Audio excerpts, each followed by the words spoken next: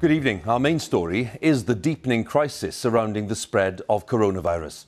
In one of the latest developments, a hotel in Tenerife in Spain's Canary Islands has been locked down after a visiting Italian doctor tested positive. And here in the UK, travellers who visited northern Italy have been told that they must self-isolate if they develop flu-like symptoms.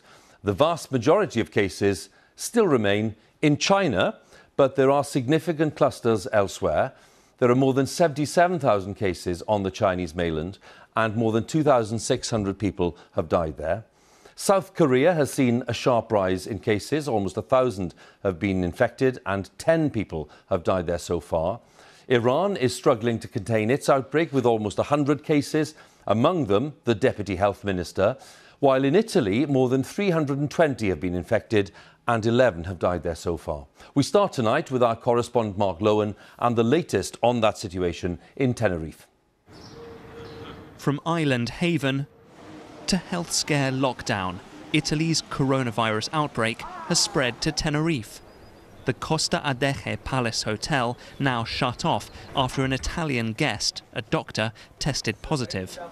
They woke up to this, ordered to stay put. Hundreds stuck inside. We just got to stay in the hotel. We can't leave the hotel. We can walk around the grounds, sit on the sun lounges, but there's a cordon around the hotel with the police.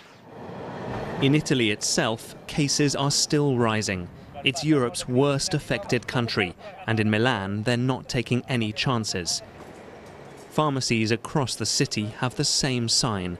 We've run out of masks and sanitizing gel. Among the places closed, La Scala Opera has been silenced, a blow for Alan and Mary Spencer, who came from Somerset to enjoy a Verdi classic. Well, we were disappointed because we had made plans to visit so many places in Milan for the first time, and all of them are closed. Under new British government rules, if they show symptoms after going home, they'd have to self-isolate for 2 weeks.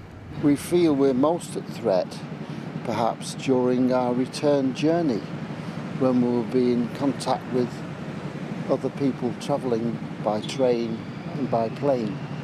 Until then, we feel comfortable and safe here. One of Italy's key concerns now is the economic impact of the virus.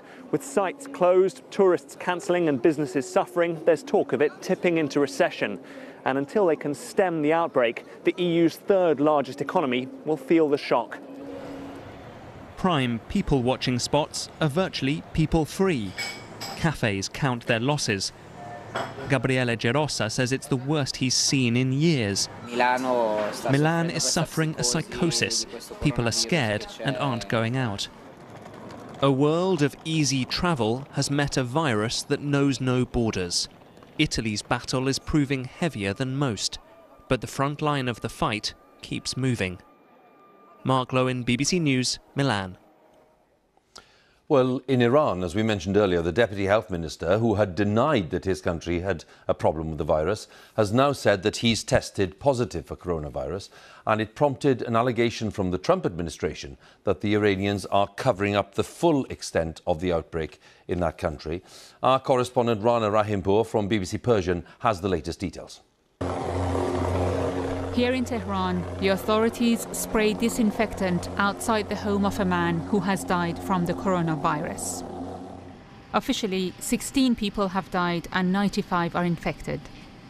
But many believe the real figures to be far higher. On Monday, Iran's Deputy Health Minister, here on the left, publicly denied a cover-up, while he himself looked unwell. 24 hours later, he took to Twitter to reveal he'd been diagnosed with the virus. I would like to inform you that I also have got corona. I had fever from yesterday. My primary test results came up positive last night, and since then I have isolated myself. In the capital Tehran, shoppers have been panic buying. Pharmacies are overcrowded and low on stock. This chemist admits they're short of supplies. So far, at least 7 countries in the region have reported confirmed cases. All can be traced back to Iran. Suffering from economic sanctions and mismanagement, the country is ill-equipped to cope. And its refusal to impose a mass lockdown, like in Italy and China, will fuel the crisis. Rana Rahimpour, BBC News. And here in the UK, children returning from half-term holidays in northern Italy have been sent home from several schools to try to prevent the spread of the virus. It follows the government's updated advice to travellers from Italy. People returning from 11 quarantine towns in the northern regions of Lombardy and Veneto must now self-isolate at home for 14 days, even if they are well. And those who've travelled elsewhere in northern Italy, that's the area north of the city of Pisa, must do the same, but only if they develop symptoms. And in another development this evening, the Irish Health Minister has said that the forthcoming rugby international in the Six Nations between Ireland and Italy should not go ahead.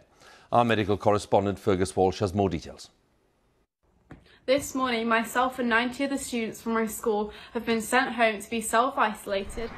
Beth Ann's school in Nantwich, Cheshire should be teeming with activity, but its entire sixth form has been closed after students return from a skiing trip in Italy, which also impacts parents.